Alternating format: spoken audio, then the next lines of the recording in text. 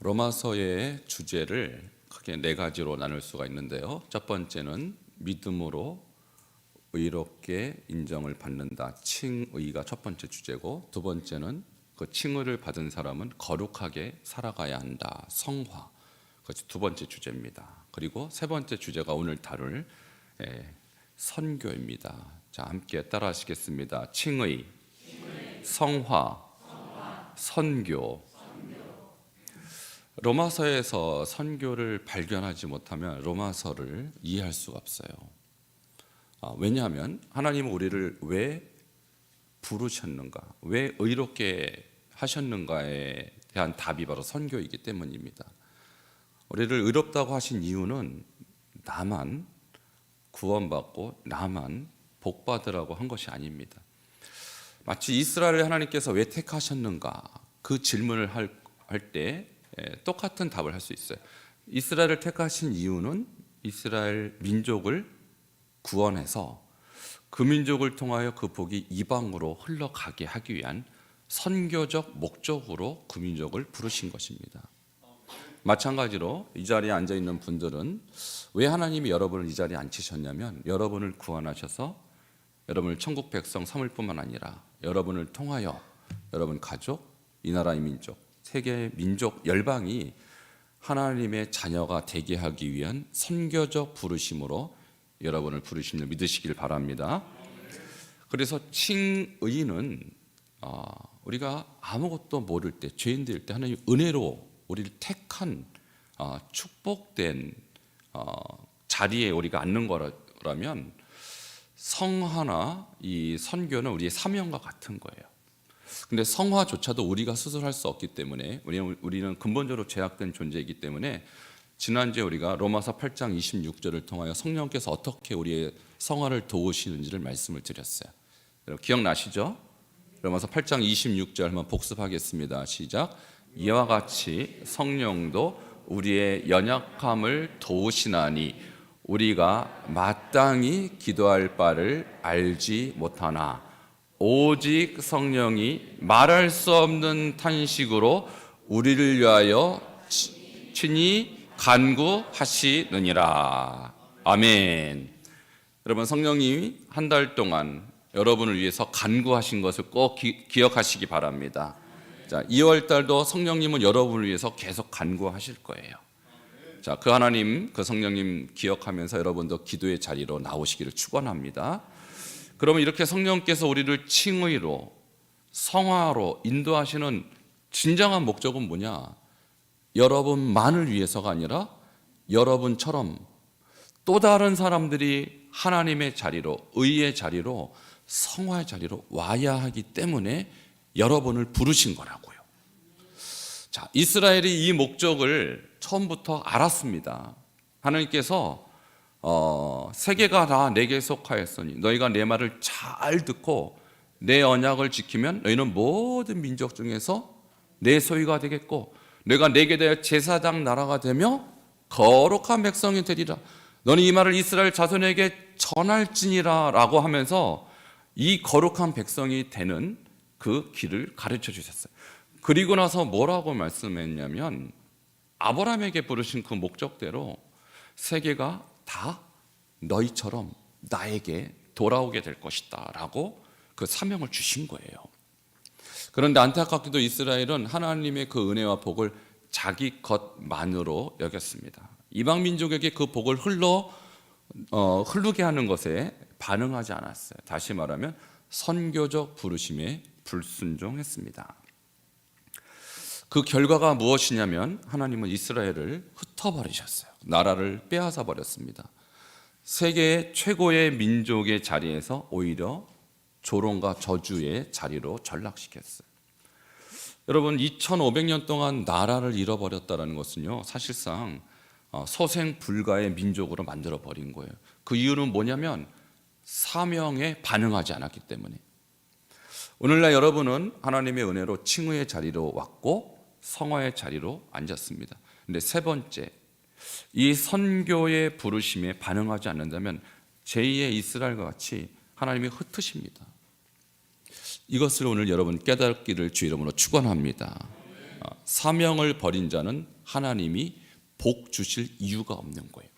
이것이 로마서의 주제이고 우리가 많은 분들이 놓쳐버린 주제이기도 합니다. 여러분, 먼저 로마서는 9장부터 11장까지가 동일한 선교라는 주제를 갖고 있는데, 먼저 9장에서 우리가 잘못 그동안 이해하거나 해석해온 구절이 있어요. 이 구절이 풀려야 10장, 11장 전체가 다 이해가 되는 것입니다. 자, 먼저 이런 표현이 있습니다. 하나님이 야곱은 사랑했고 에서는 미워했다라는 구절이 9장 13절에 나오는데, 이게 무슨 뜻인가? 이거 잘못 이해하면 로마서의 핵심을 놓쳐버리고 선교적 부르심에 전혀 우리가 반응하지 못하는 그런 결과로 이어진 구절인데요. 자, 로마서 9장 13절을 함께 읽도록 하겠습니다. 시작. 기록된 바 내가 야곱은 사랑하고 에서는 미워하였다 하신가 같으니라. 아멘. 여러분, 이 구절은요, 선교적 부르심에 관한 구절인데, 이것을 개인의 선택과 개인의 유기, 버림으로 잘못 이해했기 때문에 여기서 선교적 부르심을 발견하지 못한 거예요. 여러분, 여기서 미워하다라는 단어가요, 히브리적 관용구로서 덜 사랑하다, 그런 뜻이에요. 하나님이 야곱은 사랑했다 해서 이 야곱은 야곱 개인이 아니라 야곱으로 대표되는 이스라엘 민족 전체를 말하는 것이고, 에서는 미워했다 했을 때 에서는 개인이 아니고 에서로 대표되는 에돔 민족 전체를 말하는 것이고, 더 나아가서 이방인 전체를 지칭하는 단어가 에서예요. 여러분, 한번 생각해 보세요. 하나님이 왜 야곱을 사랑하고 에서를 미워할 이유가 뭐가 있겠어요? 여기서 미워하다는요, 증오하다가 아니라 덜 사랑하다. 그러면 이 뜻을 어떻게 해석하냐면 이렇게 이해해야 되는 거예요. 하나님은 야곱을 먼저 사랑해서 그들에게 하나님 백성 삼아주시고, 그 다음 에서를 그 다음 사랑해서 그 다음 복이 야곱을 통해서 흘러가게 하겠다는 뜻이지, 야곱은 택하고 에서는 버렸다는 뜻이 아니라는 거예요. 자, 저것을 누가 잘못 해석했냐면 그 유명한 신학자 칼빈이 잘못 해석한 거예요. 칼빈이 그렇게 개인의 유기와 개인의 선택으로 해석하는 바람에 그것을 따르는 수많은 교인들이 그렇게 잘못 이해한 것이죠. 그 뜻이 아닙니다, 여러분. 하나님은요, 누구를 증오하지 않습니다. 하나님은 모든 사람을 사랑하십니다. 여러분도 사랑하셔서 이 자리에 오게 하신 거예요. 여러분, 북한 사람이라고 하나님이 미워하실 줄 아십니까? 절대 그렇지 않습니다. 일본 사람이라고 우리는 미워해도 하나님은 미워하지 않습니다, 여러분. 그들도 구원의 백성인 것입니다. 누가 하나님이 그 사람을 증오했다고 말할 수 있어요? 비슷한 표현이요, 복음서에 나오는데 예수님이 뭐라고 말씀하시냐면, 물은 나를 따르는 자가 부모나 처자나 형제나 자매나 심지어 자기 자신까지도 미워하지 않으면 능히 내 제자가 될 수 없다고 그랬어요. 아니, 그러면 내가 예수님 제자가 되려고 부모를 증오해야 되나요? 그런 뜻이 아니라고요, 여러분. 이 미워하다는 것은 예수님보다 부모를 더 사랑해서는 안 된다는 거예요. 부모는 우리가 사랑하고 존경해야겠지만 예수님보다는 사랑할 수 없다, 이것을 말하는 것이죠. 그러므로 여러분, 하나님은 야곱만 사랑한 것이 아니라 에서도 사랑한 것입니다. 에서의 대표적인 인물이 저와 여러분이에요. 이방인을 만일 지옥의 땔감으로 그렇게 여기셨다면 우리가 어떻게 감히 하나님 앞에 예배하고 있겠습니까? 하나님은 모든 민족을 사랑하십니다. 모든 사람이 하나님을 아는 데 이르기를 원하시는 것입니다. 이렇게 이해한다면 이스라엘 부르신 목적이 분명한 거예요. 이스라엘아, 내가 너희를 택한 것은 너희만을 위한 것이 아니야. 에서도 위함이고 다른 모든 이방인을 위함이다라고 그들을 부르신 거예요. 다시 말하면 선교적으로 그를 사용하기 위해서 부르셨다라는 거예요. 근데 이것에 그들은 반응하지 않았습니다. 하나님은 오직 우리만을 위한 하나님, 하나님은 유대인만을 위한 하나님으로 여기고 이방인은 상종도 안 했어요. 그 결과 무엇입니까? 이스라엘을 흩어버리셨어요. 나라를 빼앗아 버렸어요.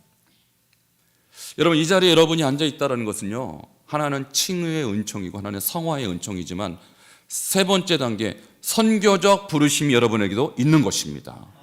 여기에 반응하셔야 돼요. 여기 헌신하셔야 돼요.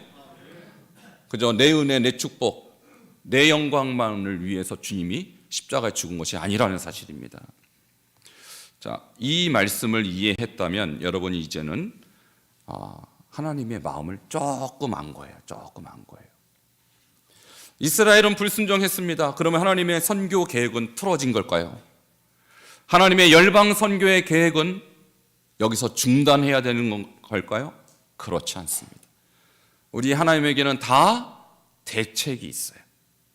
이스라엘의 불순종에 대한 하나님의 해결책은 무엇일까요? 그것이 오늘의 설교 주제인 남은 자예요. 남은 자. 여러분, 남은 자, 극소수의 하나님께 헌신한 사람, 극소수의 선교 사명에 반응한 사람, 그것이 사도 바울이고 예수님의 12제자예요. 하나님은 극소수의 사람으로도 얼마든지 하나님의 뜻을 이룰 수 있는 분이십니다. 그 남은 자가 여러분 되기를 축원합니다. 하나님께서 남은 자를 언제 처음으로 부르셨냐면 구약에서부터 부르셨어요. 자, 그것이 오늘 우리가 본문으로 삼은 로마서 11장 4절과 5절에 등장하고 있습니다. 함께 4절을 읽겠습니다. 시작. 그에게 하신 대답이 무엇이냐? 내가 나를 위하여 바알에게 무릎을 꿇지 아니한 사람 7,000명을 남겨두었다 하셨으니 아멘. 구약에도요, 하나님이 이스라엘을 부르셨는데 이스라엘 전체가 하나님을 거부했어요. 여기에서 바알에게 무릎 꿇지 아니한 사람, 특별히 엘리야 시대는요, 이스라엘 국민 전체가 왕으로부터 평민에게까지 다 바알을 숭배했습니다. 그것이 열왕기상 19장에 나오는데 바알 사제 그리고 아세라 제사장 850명대 딱 한 사람, 누굴까요? 엘리야 한 사람만 하나님을 섬기는 거예요. 그 시대에. 얼마나 부패하고 타락한 시대입니까? 이스라엘이 누굽니까? 하나님이 택해서 약속의 땅에 거주하게 하신 선민인데 어떻게 왕으로부터 평면에 이까지 싸그리 다 바알을 섬길 수 있겠어요? 근데 그렇게 했어요. 바알 그러면요, 풍요의 신이에요. 바알에게 무릎 꿇었단 말은 돈 앞에 무릎을 꿇었다는 얘기입니다. 그래서 이 엘리야가 850명을 싹 잡아 죽였는데도 아합 왕의 부인 이세벨은 회개하지 않았습니다. 오히려 내가 네 목숨을 찾겠다라고 더 위협을 하는 거예요. 이때 엘리야가 절규합니다. 하나님, 어떻게 된 겁니까? 왜 저만 두십니까? 저만 남았습니다. 하나님. 외로움에 호소를 하는 거예요. 이때 하나님의 대답이 뭔지 아세요? 자, 오늘 본문 다시 읽습니다. 시작. 그에게 하신 대답이 무엇이냐? 내가 나를 위하여 바알에게 무릎을 꿇지 아니한 사람 7,000명을 남겨두었다 하셨으니, 엘리야는 자기만 남은 줄 알았더니 알고 보니까 자기와 같은 불같은 믿음의 사람 7,000명을 남겨주셨습니다. 할렐루야. 그 사람들은 이름도 없어요. 어디에서 7,000명이 살고 있는지도 몰라요. 근데 하나님은 그 타락한 시대에도 거룩한 하나님의 씨앗을 남겨두셨습니다. 그리고 그 7,000명을 통하여 이스라엘을 다시 회복시켜 주신다고 약속하신 거예요. 여러분, 지금도 그렇습니다. 교회도 많은 것 같고 또 성도도 많은 것 같지만 정말 바알에게 무릎 꿇지 않은 사람은 극소수예요. 예수님이 그러셨잖아요. 좁은 문으로 들어가라.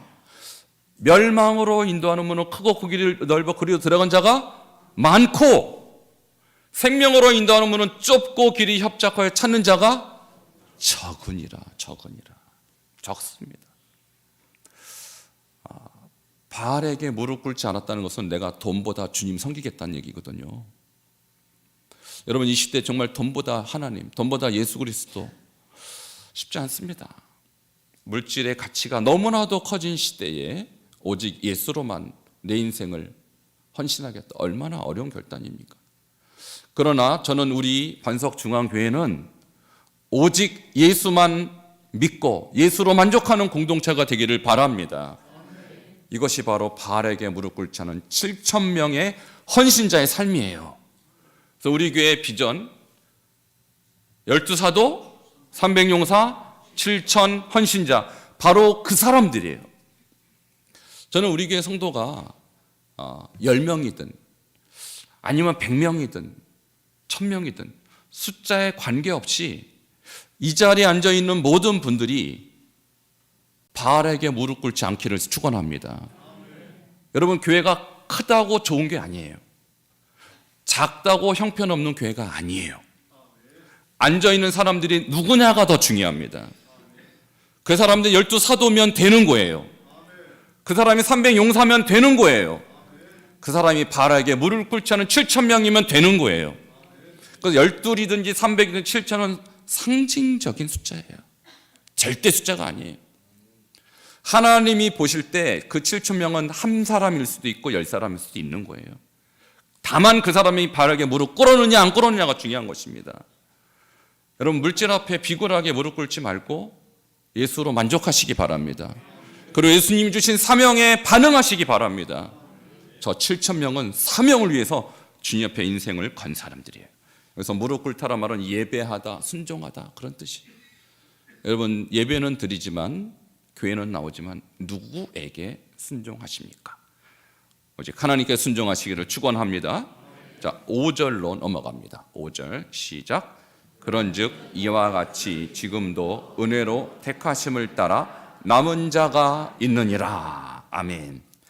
여기서 남은 자란 이 단어, 샤르란 단어는요, 생존자인데 왜 생존자가 이렇게 적을까?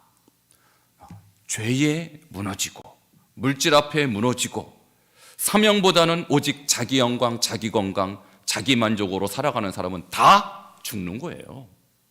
근데 예수님 시대에는 12사도 외에는 거의 다 남지 못했어요. 그리고 바울 시대쯤 됐을 때, 예수님이 승천하시고 바울 시대쯤 됐을 때도 예수님의 제자들과 소수의 남은 자밖에 없었을 때 예수님은 특별히 이방 복음에 반응할 사람을 찾았는데 그 당시 12사도는 반응하지 못했어요. 안타깝게도. 여전히 그들은 유대인들만을 위한 사역자로 남기를 원했어요. 그때 하나님이 딱 한 사람을 택합니다. 그것이 바울이에요. 그리고 바울 한 사람을 통해서 복음이 유럽으로 갔고, 유럽으로 간 복음이 미주로 갔고, 그 다음 아시아로, 대한민국으로 온 것입니다. 하나님 한 분이면, 하나님은 한 사람만 찾으면 끝내는 거예요. 많은 사람이 필요 없어요. 하나님 나라에서는. 복음에 반응하는 사람, 하나님의 뜻에 헌신하는 사람, 그 한 사람이면 충분합니다. 누가 헌신하느냐, 그것이 문제죠. 하나님은 큰 교회, 숫자 많은 교회를 쓰는 것이 아니라 남은 자를 쓰십니다. 주님의 비전에 동의하고 헌신하는 사람을 쓰십니다. 바울이 그랬어요. 바울이.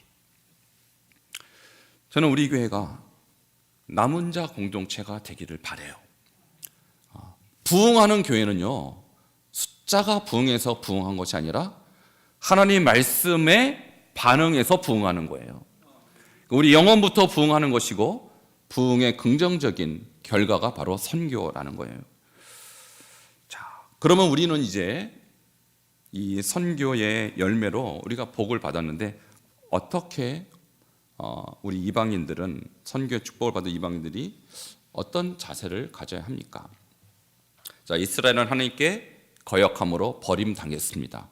그럼 그 복이 이방인들, 우리에게 왔는데 우리는 그럼 어떤 마음으로 예수를 따라야 하느냐? 그 문제인 것이죠. 그것이 로마서 11장 20절부터 22절에 기록이 되었습니다. 20절 함께 읽겠습니다. 시작.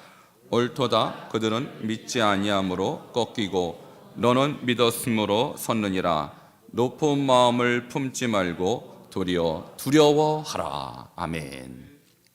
자, 그들은 믿지 않았다 할 때 그들은 유대인을 말하는 것이고요. 너는 한때 너는 로마 교회에 있는 이방인들을 말하는 거예요. 자, 믿지 않은 유대인들 꺾였습니다. 버림받았다는 뜻입니다. 너는 믿었으므로 섰느니라. 하나님 백성 됐다는 얘기예요. 그러니까 우리가 이런 마음을 가질 수 있죠. 저 어리석은 유대인들 불순종해서 망했구나, 잘 됐다, 이런 생각 갖지 말라는 거예요. 왜? 우리도 하나님께 불순종하면 하나님이 유대인도 버리셨는데 우리를 못 버리겠냐 말입니다. 그러므로 여러분 주님 앞에서 두려워하시기를 바랍니다. 이것은 겸손과 경외심을 말하는 거예요. 그래서 무릇 하나님을 따르는 자는요, 절대로 자기가 이 정도면 됐겠지라는 교만을 가져서는 안 돼요. 내가 죽는 날까지 주님 앞에 두려워하는 마음으로 나 같은 죄인을 하나님의 칭의의 자리로, 하나님의 성화의 자리로 이끄셨다면 나에게 맡겨준 일에 하루하루 충성하고 주님을 경외하시기를 바랍니다. 이것이 우리가 주님께 대한 온전한 태도인 것이죠. 21절을 보도록 하겠습니다. 시작. 하나님이 원 가지들도 아끼지 아니하셨은즉 너도 아끼지 아니하시리라. 아멘. 원 가지는 유대인을 말하는 거예요. 나무로 비유하자면 유대인이 원 가지인데 잘라버렸어요. 그리고 이방인인 여러분을 그 나무에 접붙였어요. 그런데요, 원 가지도 주님이 아끼지 않았는데 접붙임 받은 우리라고 하나님이 무조건 아끼겠습니까? 그렇지 않다라는 거예요. 우리도 정신 바짝 차리고 하나님이 우리에게 칭의와 성화의 복을 우리에게 허락하신 만큼 우리도 주님 주신 사명에 충성해야 하는 거예요. 그렇지만 유대인이 버림받은 것처럼 우리 이방인이라고 하나님께서 무조건 아끼지 않는다는 것입니다.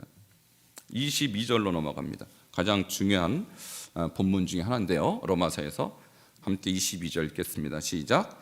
그러므로 하나님의 인자하심과 준엄하심을 보라. 넘어지는 자들에게는 준엄하심이 있으니 너희가 만일 하나님의 인자하심에 머물러 있으면 그 인자가 너희에게 있으리라. 그렇지 않으면 너도 찍히는 바 되리라. 아멘.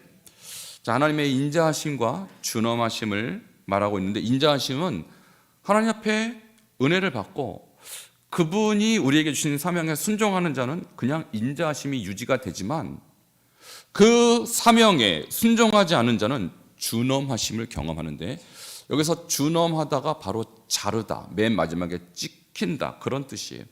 근데 여기서 누가 그 준엄하심을 보게 되냐면 넘어지는 자들이 그것을 경험합니다. 여기서 넘어진다라는 것은요, 영적으로 보면요, 배반하는 자, 주님 말씀에 순종하지 않는 거역하는 자들을 말하는 거예요. 여러분, 이스라엘이 2500년 동안 나라를 잃고 방랑자가 되며 심지어 나치 학살에 의해서 600만 명이 죽었어요. 우연한 일이 아닙니다. 하나님은요, 준엄하십니다. 하나님의 명령에 순종하지 않는 자기의 택한 백성일지라도 그분은 준엄하세요. 잘라버렸어요. 근데 그 민족이요, 1948년에 나라를 되찾습니다. 이건 기적 중에 기적이에요. 우리 조선이 36년 동안 일제의 땅을 뺏기고 주권을 빼앗기고 독립한 것도 기적에 가깝습니다, 여러분. 근데 2500년 동안 나라 잃은 백성이 독립을 했다? 이것은 우연이 아니라 하나님의 다시 한번 제2의 기회를 주신 거예요. 거기에는 하나님의 인자하심이 깃들어 있는 거예요. 이 말은 무엇을 의미하느냐면 하나님이 그들에게 다시 한번 은혜를 베푸셨다는 뜻이에요. 놀랍게도 지금 이스라엘 안에 예수를 믿는 사람들이 늘어나고 있어요. 여러분, 러시아에 있는 유대인들이 이스라엘로 복귀하고 있는데요, 그들은 히브리어를 잘 못합니다. 러시아말밖에 못해요. 그래서 러시아에서 선교했던 선교사들이 대거 이스라엘로 가고 있어요. 왜? 그들을 선교하려고. 그런데 놀랍게도 그들은 예수를 잘 영접해요. 여러분, 이스라엘은 하나님이 영원히 버린 게 아닙니다. 회개하면 다시 회복시켜 주시는 것입니다. 이것이 하나님의 선교 섭리의 마지막 마침표예요.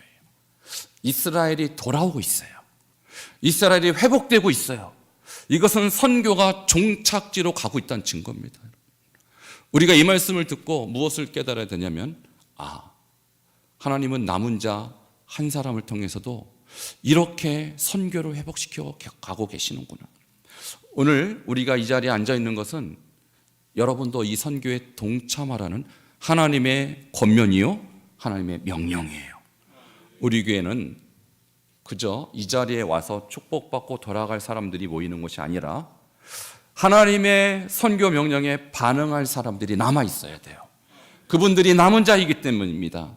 하나님은 남은 자와 일하시지 반응하지 않는 자와 결코 함께 일하지 않습니다.